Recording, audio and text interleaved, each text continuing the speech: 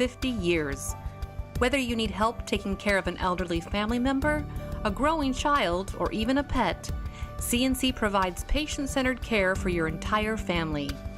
CNC Drugs, large enough to serve you, small enough to know you.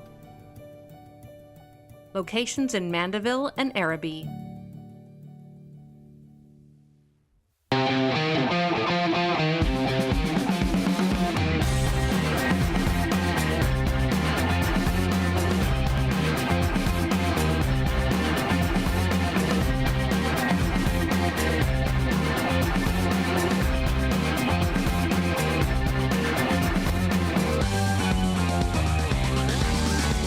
Good afternoon and welcome to another edition of Inside New Orleans Sports. I'm your host, Eric Asher. Over the next hour, we'll cover all the home teams, the New Orleans Saints, the New Orleans Pelicans, LSU, Tulane, UNO, Loyola. We'll cover it all. And of course, we're live from our Pontchartrain Production Studios on not a bad day in New Orleans. Doesn't look good, but the temperatures are beautiful, no doubt about it. To break it down for us, one of the best we have in the city, Sean Fazende of Fox 8 Sports is our guest. Sean, welcome to the show. Hope you had a happy Mardi Gras. I did. And of course, the city was alive once again. It was so good to be able to see that. And the weather cooperated for the most part. And 2 years in hiatus. And now here we go, because festival season, Final Four, we're off and running now to the summer. Yeah, hopefully this starts the wave of some positive momentum here, because God knows we need it in this city right now. No doubt. So certainly Mardi Gras felt like it had a little different juice, a little different energy. I was down there Mardi Gras Day, South Claiborne and Jackson, then I walked up and down St. Charles with Fox 8. I was able to get out there Sunday as well. You were Rocky Balboa? I was Rocky Balboa, the Italian stallion. Yes. So I was able to do that, and it was the crowds were great. The weather was awesome. And then Sunday I was able to get out there at the Toth. To watch the crew at Toth, and I had a great time there. I took my kids out to that one, and where we were kind of where downtown and uptown meet a little bit, it really was a great spot, and we had a really good time. So yeah, it looks like they had a nice string of good weather. Looked like they had, for the most part, I know there was some issues, but for the most part it was free of controversy. Yep. So hopefully this is the start of some positive momentum here, because we need it. Well, we definitely do. There's no doubt we definitely need that. I hope we're blessed with some positive vibes going forward. And again, we got a lot on our plate tonight on the program. Before we get started, tell us about Fox 8, everything that's going on, your award-winning blog, the podcast, which changes now a little bit because Chris Hagan has moved on to the private sector. Y'all did a great job as a tandem doing that. Talk a little bit about everything going on at Fox 8. Yeah, well, first off, I'm not sure how we're going to, we're still going to do the podcast. Right. I'm just going to figure out who's going to kind of take the lead on that, because he and I were such a tag team with that, and we had really kind of grown into a role with that. So we'll figure it out, whoever that person may be. I know the last time we did one was Garland, myself, and Chris. Obviously, Chris is no longer with Fox 8. Then we have Sunday night, we have the final play. Tuesday night, we have Fox 8 overtime. But now we're getting to the part of the calendar where you normally have a little gap, but because there was the Sean Payton uncertainty and the hire new coach, you didn't have the gap that you normally have. We have flown right into NFL Combine, which means a lot of news happening, a lot of signings, a lot of deals, a lot of leaks. So stay tuned, because a lot of news should be on the way with the Saints. Yeah, there's no doubt. Well, of course, you're talking about, you got this week is the Combine. March 8th, which is right around the corner, by 3 p.m., all teams have to be able to name either their franchise taggee or their transition taggee. Again, we'll have to keep an eye on what's going to happen with Marcus Williams on that here in New Orleans. March 16th is the new year, and all teams have to be under the cap by that point. We're going to talk about the cap in a minute with the Saints. And then, of course, also, again, the free agency begins. The legal tampering period between the 14th and the 16th, at the legal tampering period, which is, again, where a lot of the deals are getting done. And then something different that we haven't seen around New Orleans in a long time. April the 4th is the first day that a team that has a new head coach can start OTAs. Now, the Saints did not do OTAs the last 2 years. 2020 was because of COVID. Last year was again Peyton's choice not to go into OTAs. But I'm wondering again, and I'm hoping that Dennis Allen's going to take advantage of, again, the opportunity to have an early OTA, especially, again, with the changeover with the coaching staff, the roster. putting his footprint on this. And then April the 18th is when everybody else can start their OTAs. And then, of course, the 28th through the 30th of April is the NFL draft. So very condensed. Right here we are. March to April with everything that's going on. And now's the time, really, again, where we're starting to see the Saints kind of make some moves internally to be able to get under the cap. And Sean, you and I have talked about this for a long time. When Mickey Loomis, Kai Harley, when they're developing a contract for a player, they have safety valves in those contracts to be able to open up cap room for future years, and we're seeing that now. The advent of the dummy years, which again I don't know if that was invented by Loomis, but again it's been taken advantage of by Loomis, giving them a 5-year window to be able to spread out a signing bonus, which they've taken base salaries, or again what is it? Base salaries, or the other bonus is the signing bonus, roster bonus. Roster bonus, yeah. The roster bonus, and converted it to a signing bonus. They did it with Ramczyk, did it with Thomas, and they did it with Andres Pete this past weekend, and created. They're $33 million over the cap right now. They created about $34 million in cap space. So, not something unexpected. And if we look at the roster right now, there's a lineup of players that are highly paid in terms of the salary cap that are going to be in line to be able to restructure those deals as well. Yeah, you still have Taysom Hill's contract out there. You have Alvin Kamara's contract out there. Marshawn Lattimore is really the big one. You can almost probably come all the way back down with Marshawn Lattimore's contract. So I would fully expect that some sort of adjustment to happen. When these things actually happen in terms of when they choose to do it, only they know. But it has to happen within the window of getting under the salary cap. It's something they have to do every year. They're comfortable doing it. It's nothing in terms of genius. It's nothing in terms of bad management. It's all in terms of they are mandated to get under the cap, and they do it. If you want to talk about the foresight is the way they structure the contracts in advance. Yes. That is the genius. Yes. Not necessarily getting back under the cap. You said it, that voidable year loophole has become basically their go-to. I mean, they've always done the convert and roster bonus convert or base salary conversion. They've always done that. But to add voidable years, which I think they did with Michael Thomas as well. Yeah, they did. Which creates even more space. I am stunned that that's still. I don't know if that was ever intended in the salary cap, but they've exploited it, and they've kept it there. Probably the NFL has because of the COVID years. Because what it allows you to do is pay later, but hopefully by the end of this year you can pay later when the salary cap is higher, so when the bill comes, it's not a bigger percentage of the cap. There are some drawbacks to that. We'll see it with Teron Armstead this year if he does not re-sign. $13 million, right? $13 million if he doesn't sign. Right. If he doesn't sign. Because of, again, look, he's been a guy that has continually reworked his deal to give the Saints cap room. Adding those dummy years now, come back now at this point if he doesn't re-sign to be able to haunt them. Which again, I want to go there first, and I want to come back to the restructures that were over the weekend. They're in a tough spot. I mean, on one hand, do you want to eat $13 million and allow him to go elsewhere? Again, what was the average? It's a double whammy right there. Right. Okay. I mean, you're right. Or do you want to say, look, he's one of the best left tackles in football when he's healthy. Bite the bullet, pay him what he's going to get paid. We know we can spread that over the cap. And hopefully again there's no COVID situation where we're going to see again a deficit within the NFL where they got to spread that out over to the players' side. Or again, do you just say, you know what, we're going to eat it. We got Ramczyk. We're going to flip him over, and we're going to start anew at the right tackle position. Where do you think they go? Oh, it's tough. I mean, it really is. I mean, because he's right on the line of, he's going to get injured during the season, but he's such a warrior when he plays, and he's so good when he plays. Is there enough there to offset it? He's turning 30 this year, I believe, 31 years old. Right. How long is the contract? What is it worth? And you can make the numbers work. They do it all the time. And you add in the fact that if you lose out, you still suck with a $13 million bill. And you got to pay that one. You can't voidable year that one. That is the voidable year. Is, right. I don't know. I would love to have Teron Armstead back. I think the Saints would love to have Teron Armstead back. But if Cincinnati or Jacksonville or any one of these teams in the market for a veteran left tackle comes in and says, I'm going to give you $22 million, $23 million a season, that might be hard to top because they could be willing to give him a longer-term deal, which could be more enticing to him, whereas the Saints probably would be in the neighborhood of a 2 to 3 year deal. Right. it's interesting because, again, we think Ramczyk can play the left side, okay? He did when he started his career. Right. So the other part of it is you believe Hurst can come back and man the right side for you.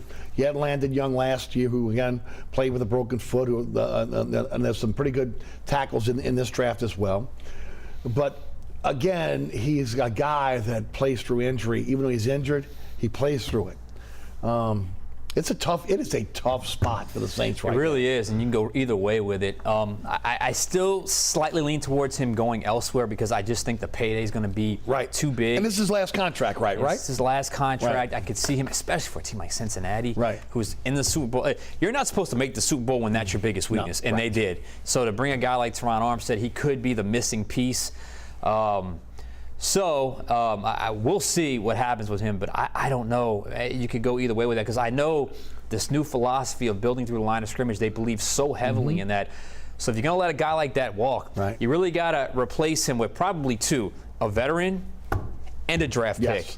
Because I like James Hurst. He's very versatile. He's come in handy a lot over the last year, but I think he's best in that reserve utility role as opposed to a guaranteed starter every single week. You'd rather him to be the guy coming off the bench, like we've seen Clemente and so many others, that they've done a great job with that. Absolutely. And you hate to lose also the leadership in a transition year as well. Not saying they don't have leaders on the offensive side of the ball. Sure they do.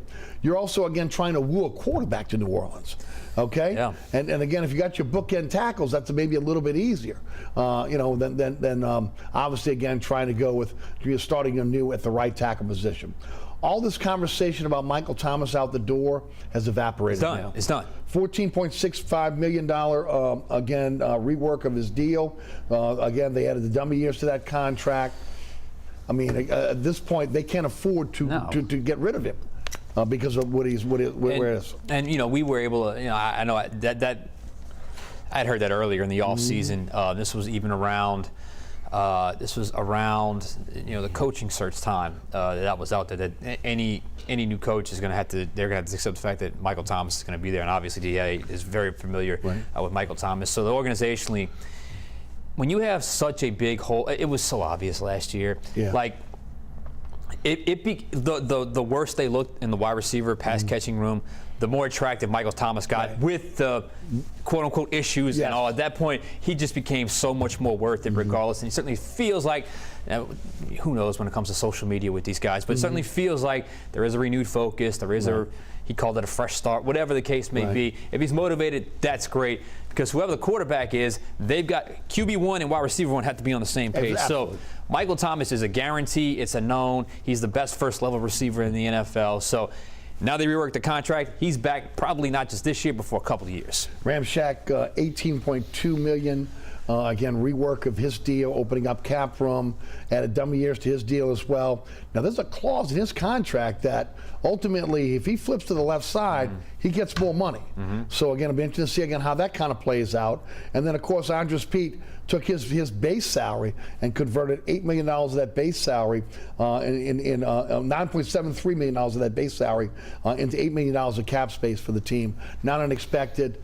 He's a guy that I think this would have been next year would have been the year that you could have voided out of his deal. Now that's off the table. He's here long term as well. I mean, that one of all of them might have been because I don't know you had to go there. No, you didn't have to. You didn't have to. Not his. It was interesting that they chose that.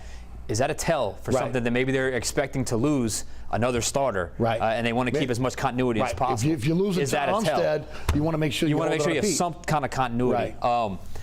That's an interesting one because that basically that locks you in with him for a couple of more seasons, and I thought you were going to probably get out of that by this year or next year. Not the case now. I was looking at that void again where you could get out, which is next year, and it wasn't going to cost you as much against the cap. That's out the window now. So again, when you look at that situation, the coaching staff. What were your thoughts on again how it finally boiled out? The biggest surprise to me was Curtis Johnson not being retained. They bring in Cody Burns as the wide receivers coach, ex-Auburn player, had coached at Tennessee. There was a lot of talk about John Morton coming back. That kind of evaporated, even though it was reported. I was told that evaporated. Funny, I saw CJ at Zulu earlier on Tuesday. briefly chatted with him, not about that, but nonetheless, whispers about that last year, that perhaps it could be his last year, and whatever was going to happen, he was probably going to be done. You bring in Tennessee wide receivers coach Cody Burns, and he's the only new face, and if Johnny Morton's name was original, that's another familiar face. Yes, so, of course. To me, there really was no huge shock. Doug Marrone, people forget, he was a great offensive line coach in 06 when he got his 06, 07, and 08. And he's one of those guys probably underrated as a coach, even a head coach, because I think he's had more success than people realize. Done some good things in a couple different spots, Syracuse, Buffalo, Jacksonville.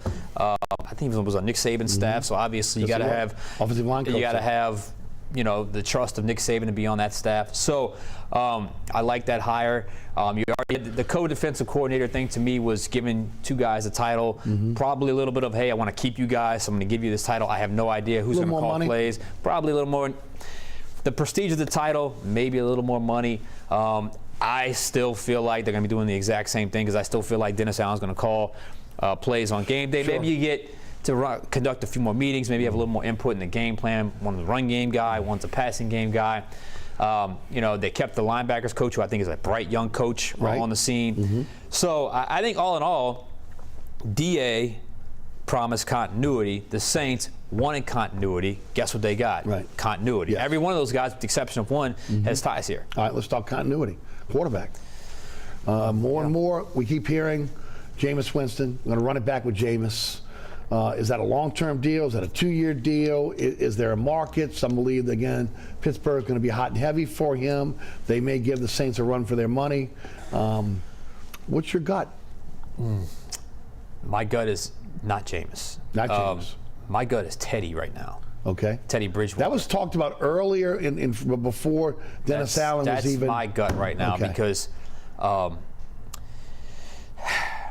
Dennis Allen is a defensive-minded head coach, and he basically reiterated, I want somebody who's going to take care of the football. And I just think there's when you talk about Jameis and you talk about Teddy, I think there's a little bit more of a trust level with Teddy Bridgewater. And I think he was fine with being a bridge guy, or that's where he's at in his career. He's going to be a bridge guy. I think if you go to Teddy route, at some point you draft the young guy, either this year or next year. Either this year or next year.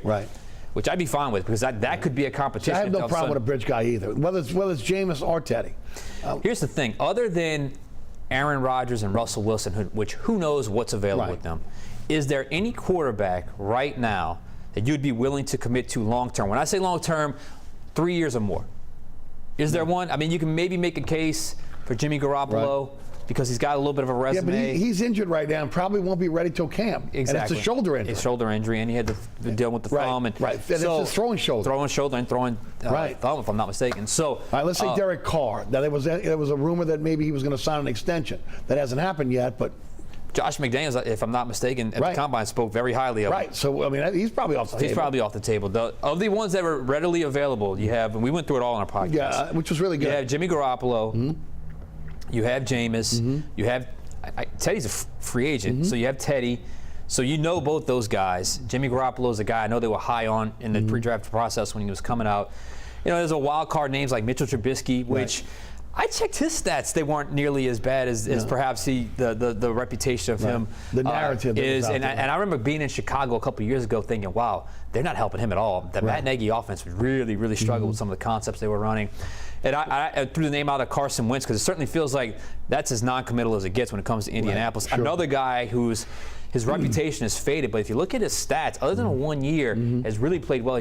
He's led teams to the postseason. He's just never actually played in the postseason. So before the offseason started, I wanted the Saints to go and get your guy.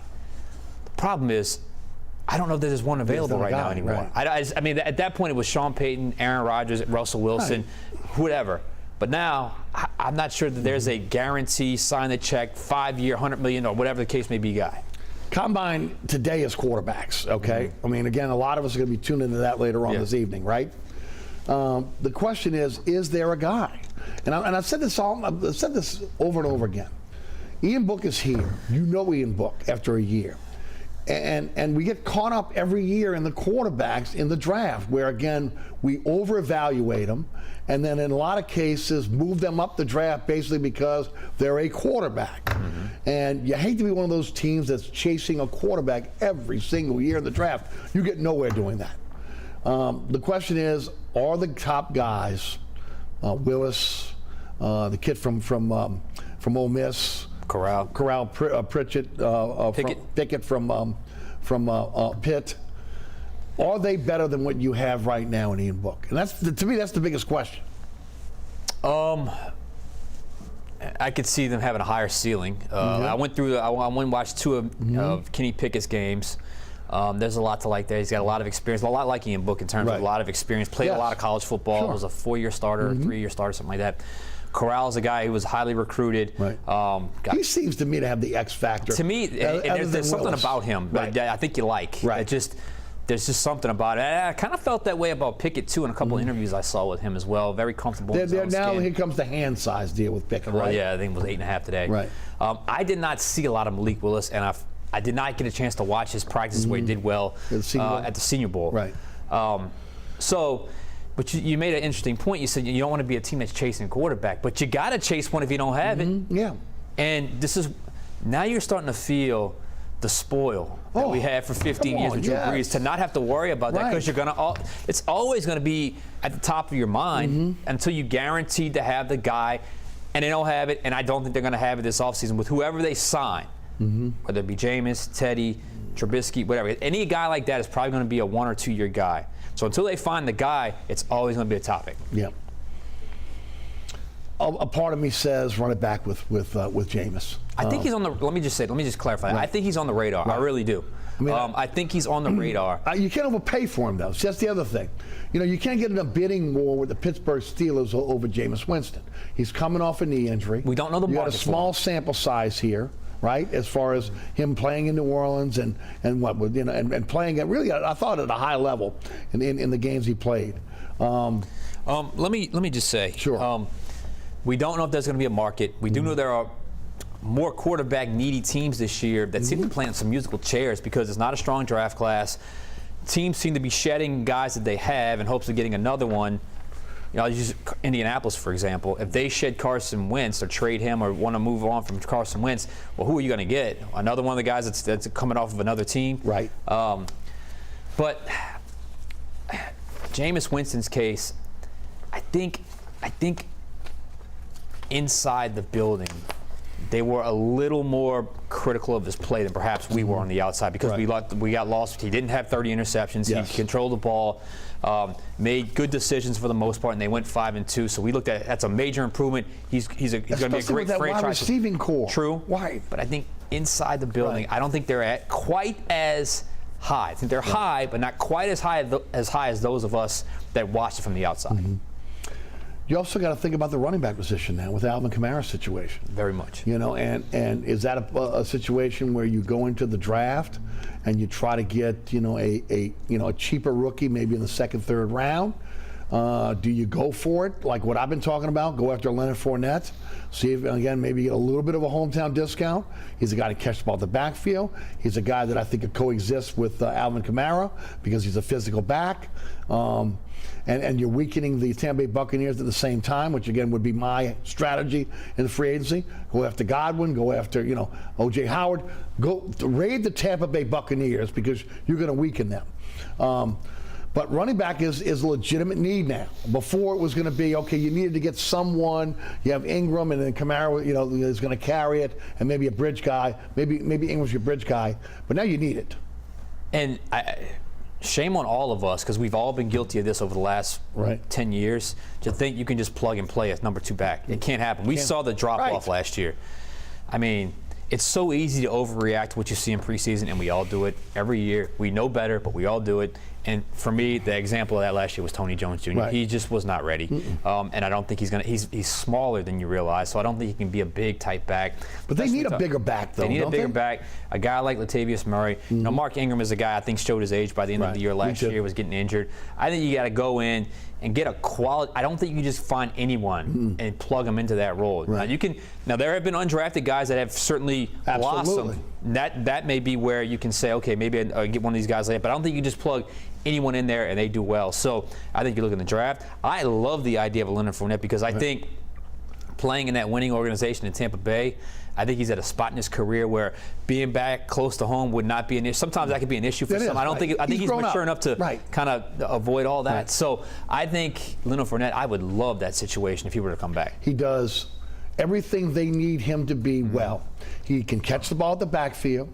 He's a great inside runner, and he can protect the quarterback. 1,000%. Okay? He can protect the quarterback. And I don't think he needs to be the star. No, he doesn't. Getting 300 carries. He did that already. Right, he can share it with Kamara. Kamara is not going to last with the numbers he put up last year. You saw the injuries. No way. He missed 4 games, the lowest games of his career, and destroyed his carries in terms of his record for personal record for carries in the season. He had more carries last year than he had any other year in his career. They could be in the same backfield. I mean, with splitting Kamara out. They could play off each other. They really could. And to me, it's a no-brainer if you can get him on a good contract. Okay? I love it. I mean, and again, Godwin's the other guy. Somebody said, well, he's more of a slot guy. You put Godwin on the field with Michael Thomas, okay? Get out of here, okay? And again, you're weakening your opponent. You're weakening a division opponent. All right. Big question is Marcus Williams. Turned down a top 5 contract last year. Had to be franchised.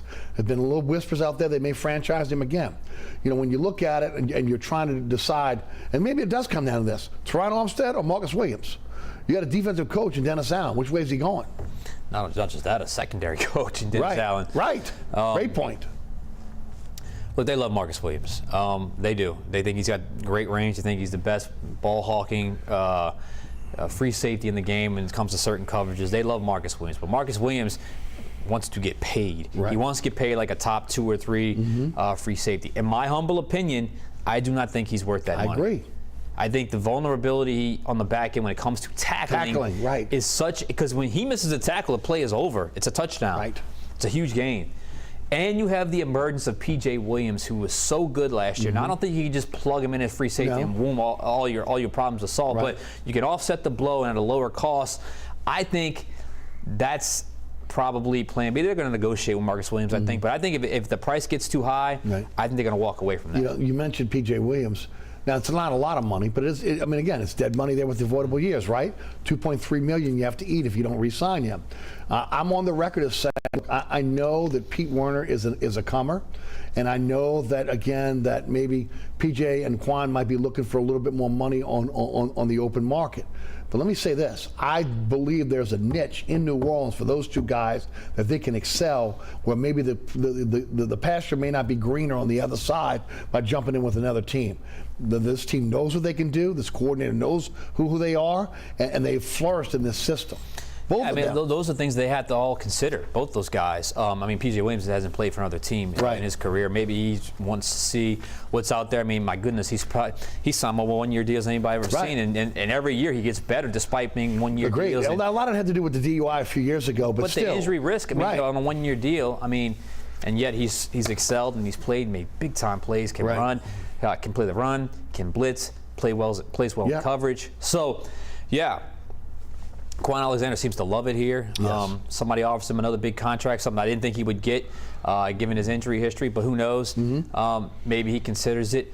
And it's all about how far under you want to go to sign those guys, and they're capable of doing that. The numbers can certainly work out. But, where do you feel the value is? And I just know when it comes to Mickey Loomis, he sets a value, and that's the range. He doesn't go over. He just doesn't. So if they want more, there will come a time where they say, okay, we're going to cut off the conversation and move on. All right.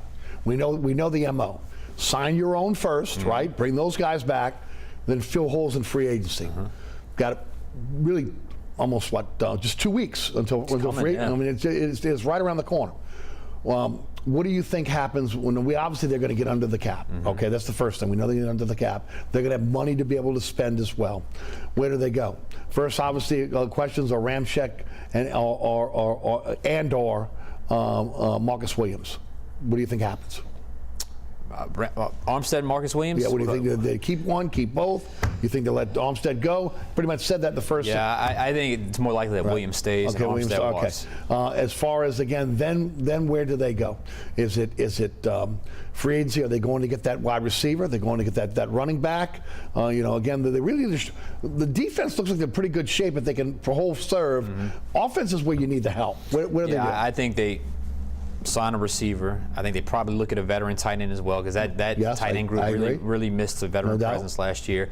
I think you could certainly get a guy like Fournette. I think it's obvious holes. They're going to sign veterans to fill those holes. No doubt. They always have. They always will, especially second wave signings, third wave signings, and then it won't negate any need that they have or any desire to go out and get what they want to get in terms of the draft. Best available then, right? Best available then, and then.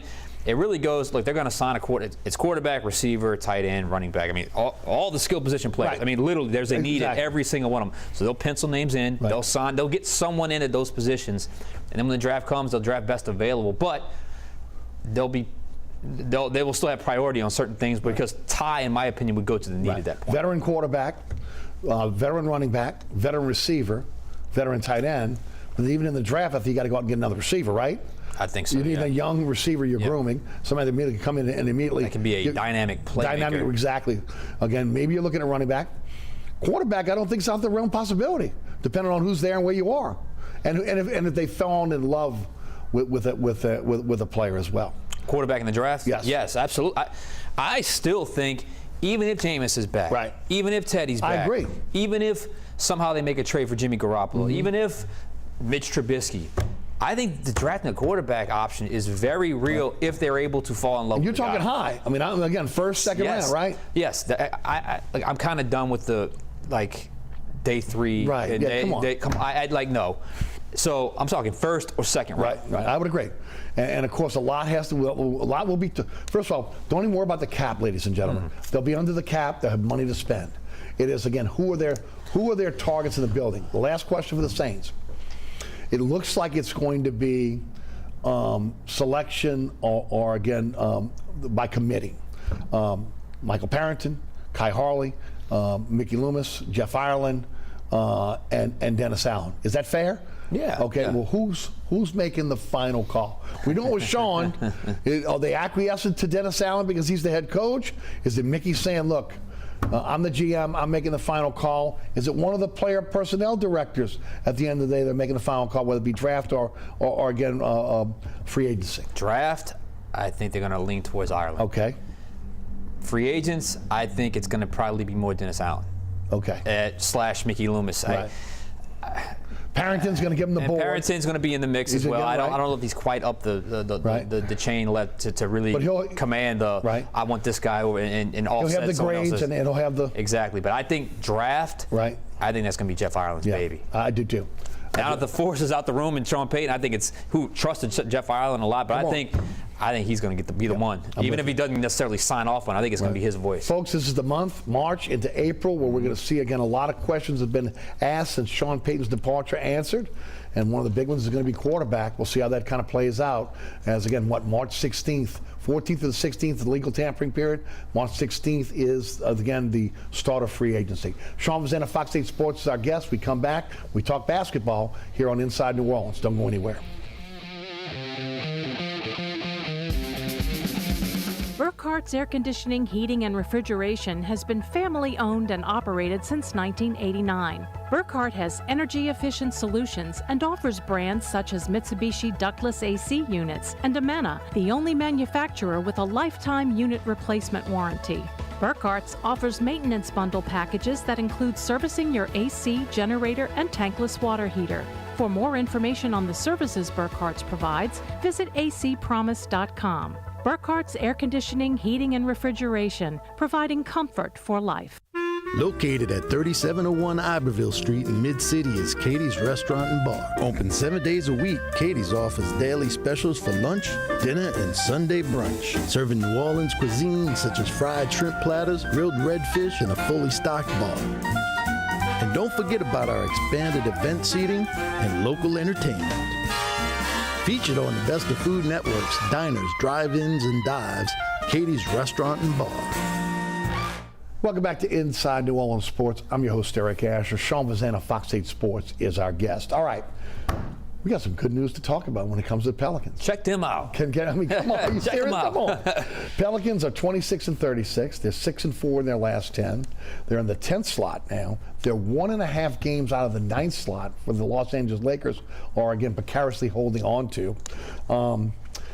They've won 3 in a row since the All-Star break, beating Phoenix in Phoenix. Now, again, that was without CP3. They beat Los Angeles, the Lakers in Los Angeles, okay, without Anthony Davis, and they look like they weren't even interested in playing. But a W is a W is a W. And then last night, again, Sacramento Kings in the Smoothie King Center, 125-95. All 3 teams held under 100 points, okay, when you talk about the wins. There are 20 games left in the season. Utah, we don't say Jazz on this program. They come to town on Friday night. That is going to be a real litmus test on if this is real or if this is just a team that caught a couple teams that are injured and really weren't ready to play. I had the feeling, and gosh, I hate to put the whammy because I do that all the time, but I had a feeling that as soon as C.J. McCollum got acclimated, they were going to go on a little bit of a run here. They won a little bit of a run before, and then they had to, they got discombobulated because, again, you're losing Hart and Naw, and of course now you're bringing in C.J. McCollum, who is a ball-dominant player, but is still a facilitator. In a very short period of time, both him and Brandon Ingram have learned how to coexist on the court. That is huge for this team. And of course, you're seeing guys that are now making the adjustment. McCollum has said all the right things, has been the right player. Look, I'm already on the record, Sean, and I'd like you to count. I think he's the best guard we've seen in New Orleans, with all due respect to Drew Holiday, since Chris Paul.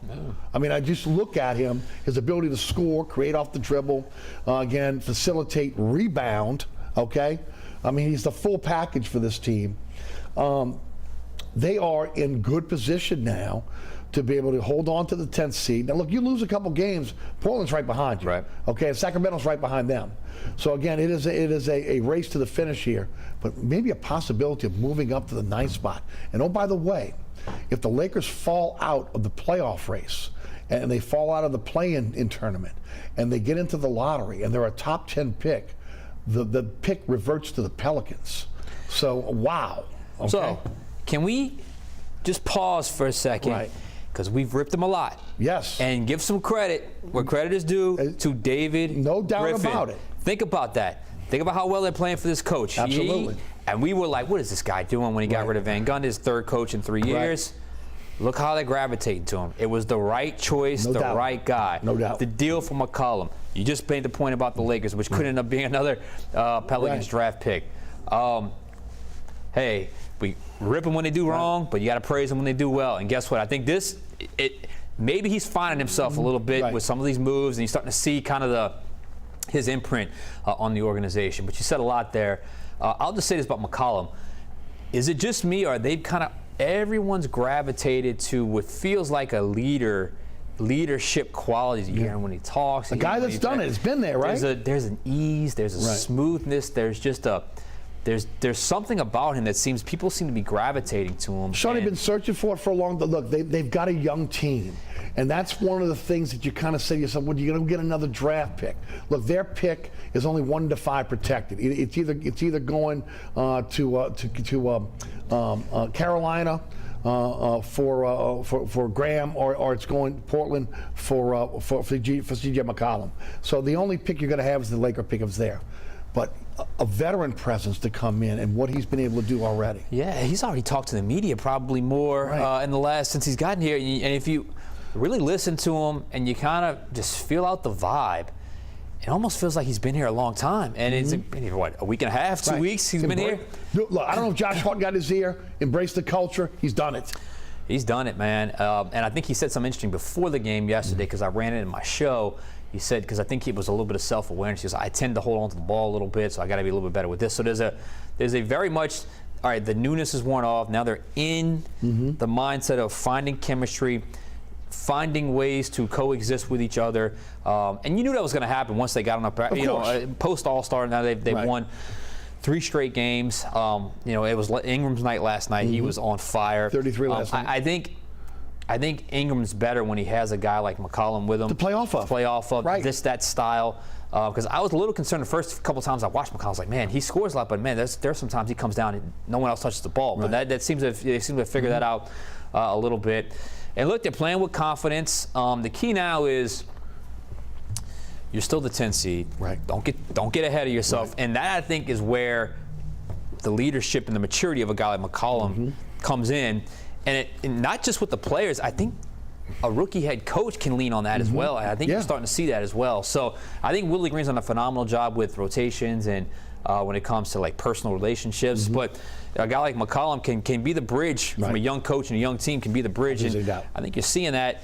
So keep this thing going. We'll see what happens against Utah on Friday. But how can you not at least be somewhat excited about the Pelicans right now? I mean, you have to be. I mean, there's no other way around. If you're a basketball fan, you have to be. And again, look, shut out the noise from the national media about, again, the team leaving and Zion this, Zion that. Concentrate on what you have right now.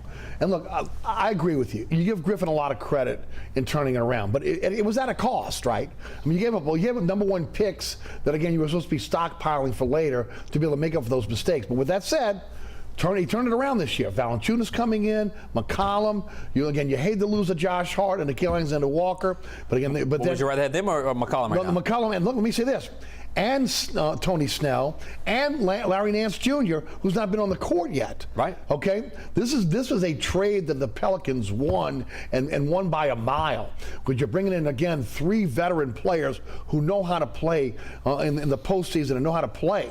Yeah. Snell's been almost shooting 50% from the 3-point line. Larry Nance is a guy that will fit immediately because he's not a guy that's ball dominant. Yeah. He doesn't need the ball. As ball dominant as C.J. McCollum is, he's a facilitator and a rebounder.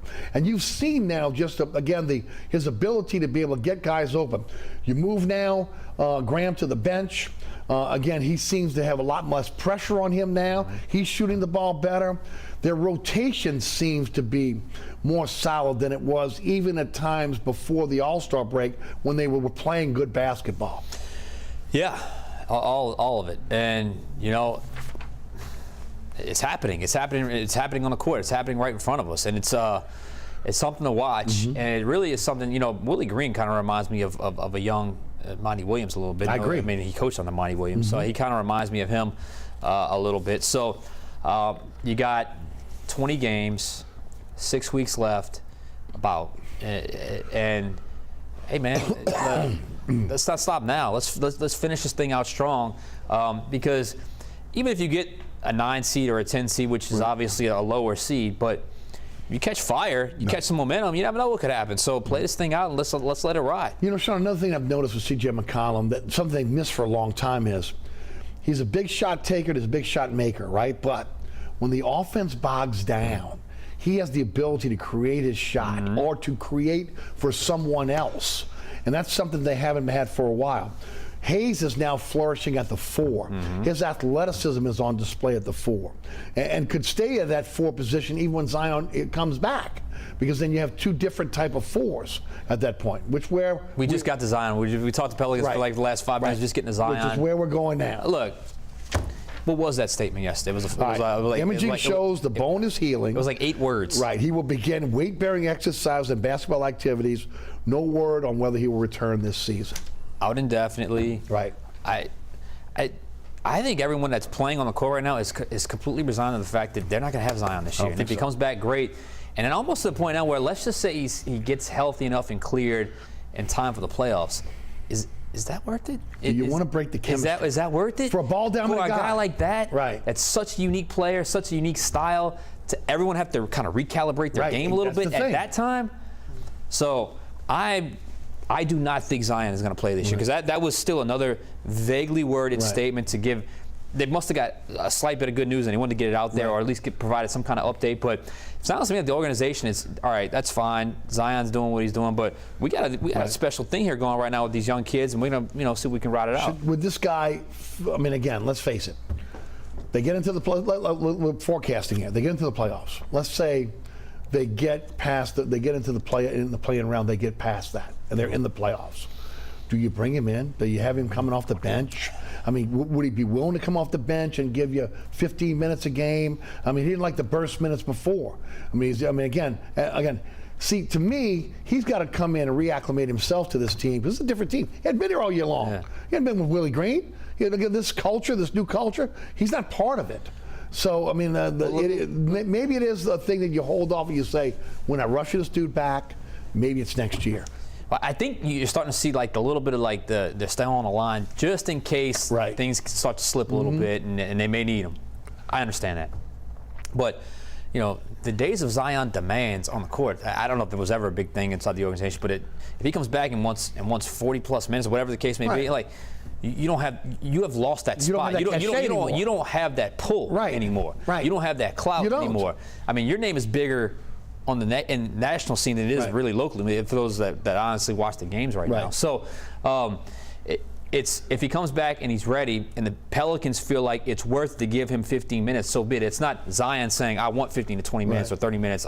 It's the Pelicans doing what's best for the Pelicans. And if that means Zion not playing, which is where we're at right now, and then so be it. And you just got to wait till next year. All right.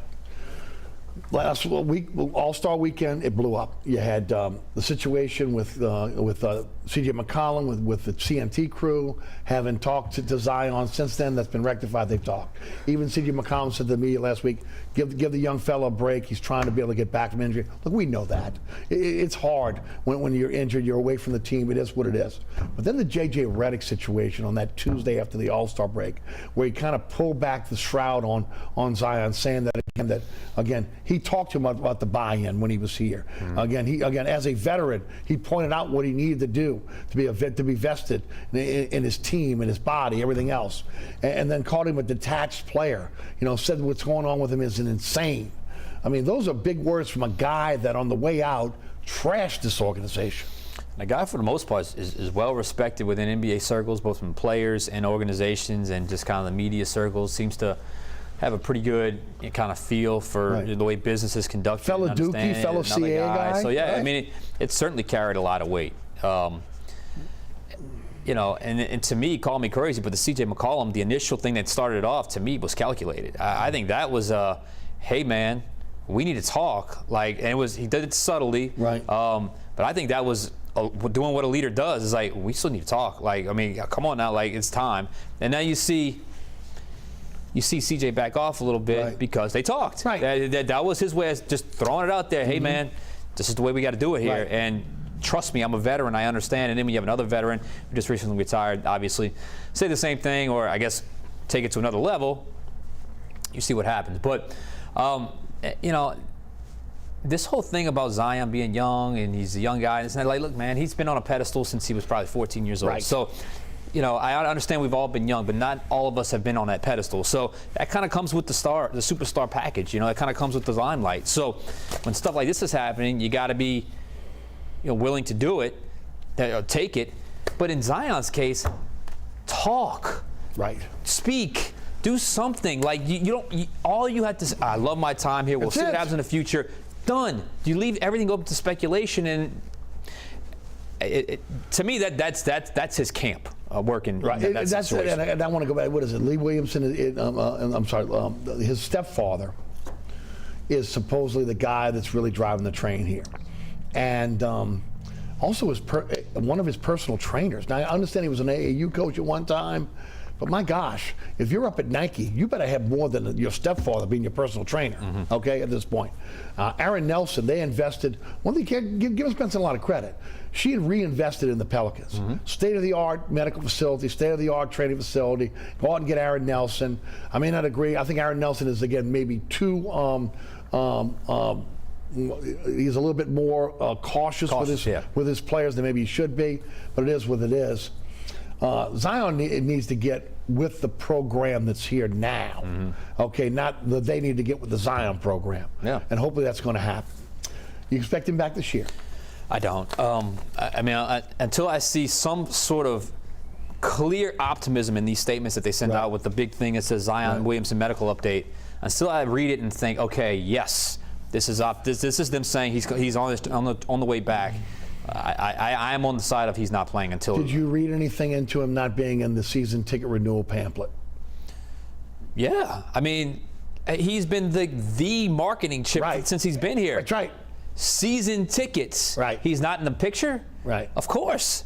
Absolutely. Was that a shot against the bow? Was that telling him, look, get with the program, Zion? That's it. I think that's their way of saying you have lost the leverage here. Right. Like we are doing things without you, and you are right now you are damaged goods. Right. I mean, it's just that simple. Think about it. This team goes 1-12. They're in the 10th seed now. It's a remarkable turnaround.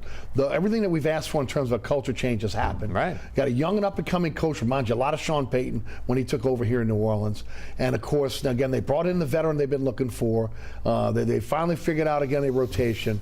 Man, if you're Zion, it should be everything you want. Exactly. This should be a spot. This should be kind of this should be like saying, and you got I'm the missing link. Right. I'm the guy that come and get us over the top. Right. Well, I don't understand the NBA when it comes to stuff like that. They get you don't see it in the NFL as much. You see it in the NBA, these stars and these bigger markets or whatever the case may be. They look so down on these smaller markets. You just don't see that in the NFL. Look what's going on. I mean, outside of the Lakers in the bubble, which ones have succeeded? Okay, you can say Miami when LeBron went there, but for the most part, these super teams have done nothing. Right. Done nothing. Let's go to college game. Let's talk about LSU first. Well, about a tough loss last night at Arkansas, 77-76. They got Alabama on Saturday to close out the season. They're 20-10. They're 8-9. They're 8th in the SEC. Now again, they've been in the tournament, forecasting the tournament all season long. It's tough going in there if you're 8-10 in the SEC. They almost put themselves in a position now where they got to win a game or two in the SEC tournament.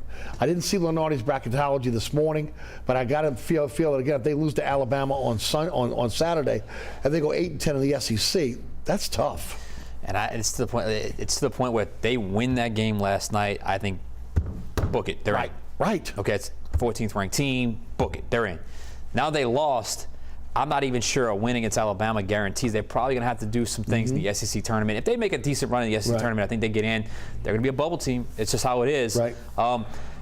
They've been up and down all year. They don't have a score. They just haven't been consistent. In some games, they're good at scoring. Some games, they're terrible at defense. Some games, they're a defensive team. Sometimes they can't score. Like it's probably when you add up the talent, the roster, this is probably what they're supposed to be because they're a little inconsistent in other areas. But it's a shame because there's been opportunities for growth, and last night was just a heartbreaker. It really was.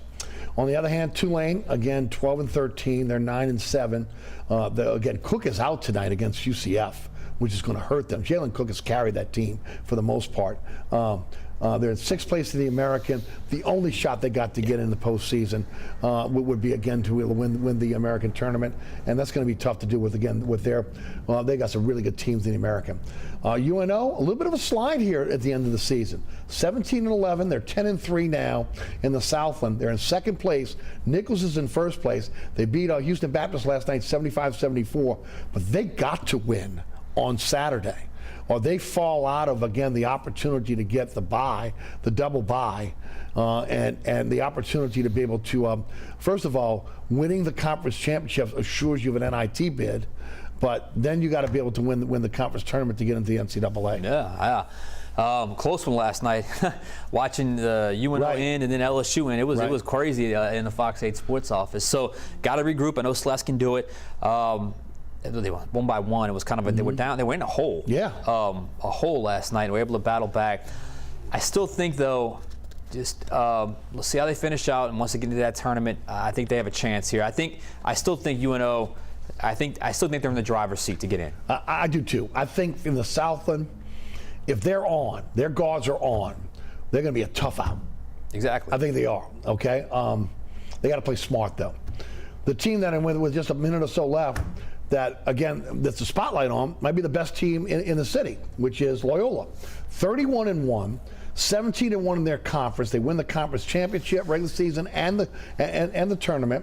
They're going to the NIA tournament. The games will be at Tulane in the first round for both the women's and the men. Okay, so again, you're looking at a chance at they're still 2nd ranked in the NAIA, but a chance for a national championship. Of course. For Loyola. We're not talking about just making a tournament there. We're talking about a national championship for Loyola. So, hey, man, good things uptown.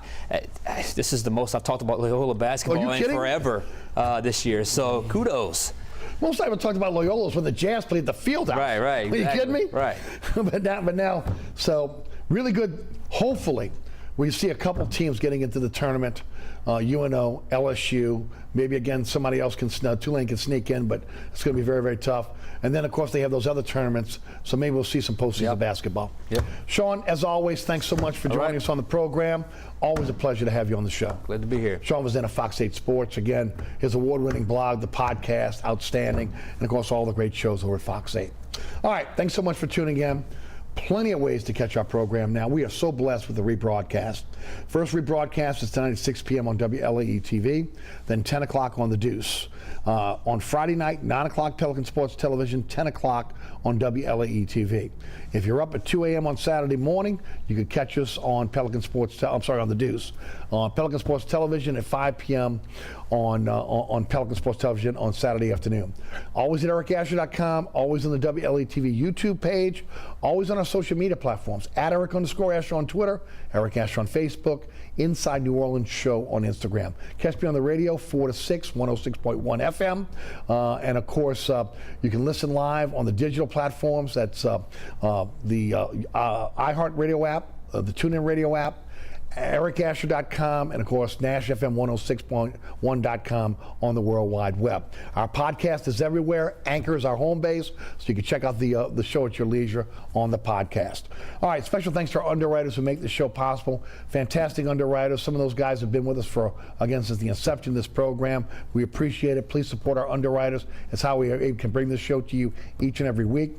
Also, the great staff here at WLAE-TV do a fantastic job in putting together programming, not just the programming here, but again, great programming across the board. Ron Yeager, Jim Dotson, also Logan Graffia, Alex Chacon, and the best director of the business, bar none, my director, William Hill. Thanks so much for tuning in. We'll see you next week for another edition of Inside New Orleans Sports. For Sean Fazende, I'm Eric Asher. Have a great week.